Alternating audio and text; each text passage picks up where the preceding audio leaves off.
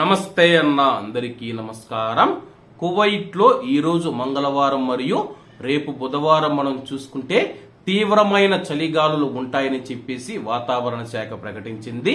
వివరాల్లోకి వెళితే కువైట్లో ఉష్ణోగ్రతలు గణనీయంగా తగ్గే అవకాశం ఉన్నందున కువైట్లో చలి మరియు పొడిగాలుల ప్రభావం ఉంటుందని చెప్పేసి వాతావరణ శాఖ అంచనా వేసింది. ఐరోపా ఖండం యొక్క ఈశాన్యం నుంచి విస్తరించి ఉన్న గాలి పెరుగుదల కారణంగా కువైట్లో చలిగాలులు వస్తాయని చెప్పేసి అంచనా వేయబడింది. అలాగే ఈ యొక్క కువైట్ ప్రాంతానికి చల్లటి పరిస్థితులను, చల్లటి గాలులను తీసుకువస్తూ ఉందని చెప్పేసి గాలులు వాయువ్య దిశలో మధ్యస్థంగా నుంచి చురుకైనవిగా ఉండవచ్చని చెప్పేసి వాతావరణ శాఖ వెల్లడించింది. ముఖ్యంగా తీర ప్రాంతాలలో ఇది చల్లటి వాతావరణాన్ని మరింత పెంచుతూ ఉంది. కువైట్లోని వ్యవసాయ మరియు ఎడారి ప్రాంతాలలో మంచు కురుస్తుందని చెప్పేసి వాతావరణ శాఖ డైరెక్టర్ దీరార్ ఆల్ అలీ గారు కువైట్లోని స్థానిక మీడియాకు తెలిపారు. కువైట్లోని చలిగాలులు గరిష్ట స్థాయి ఈ రోజు మంగళవారం మరియు రేపు బుధవారం వరకు కొనసాగుతాయని చెప్పి ఆయన భావించారు. గురువారం నుంచి కువైట్లో క్రమంగా ఉష్ణోగ్రతలు పెరుగుతాయని ఆయన తెలిపారు.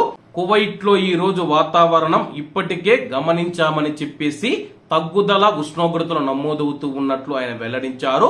పరిస్థితులు చల్లగా మరియు పాక్షికంగా మేఘావృతమై ఉన్నాయి. గాలులు వాయువ్య దిశలో తేలికపాటి నుంచి మితమైన మరియు అప్పుడప్పుడు చురుకుగా 15 నుంచి 45 కిలోమీటర్ల వేగంతో వీస్తాయని చెప్పి ఆయన వెల్లడించారు.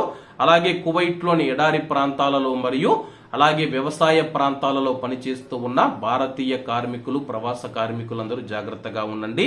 అలాగే దీనికి సంబంధించి కువైట్ వాతావరణ శాస్త్రవేత్త ఈసా రంజాన్ గారు మాట్లాడుతూ కువైట్లో ఈ 2 రోజులు తెల్లవారుజామున ఉష్ణోగ్రతలు 1 నుంచి 3 డిగ్రీల సెల్సియస్ మధ్య ఉంటాయని చెప్పేసి ఎడారి ప్రాంతాలలో 0 డిగ్రీల కంటే తక్కువగా నమోదవుతాయి.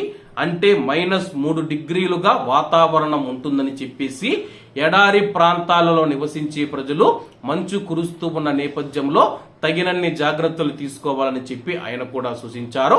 మరి మీ యొక్క ప్రదేశాలలో చలి తీవ్రత ఎలా ఉందని చెప్పేసి కామెంట్ రూపంలో తెలియజేయాలని కోరుకుంటూ అందరూ బాగుండాలి, అందులో మనం ఉండాలి. అందరికీ నమస్తే అన్న, జై హింద్.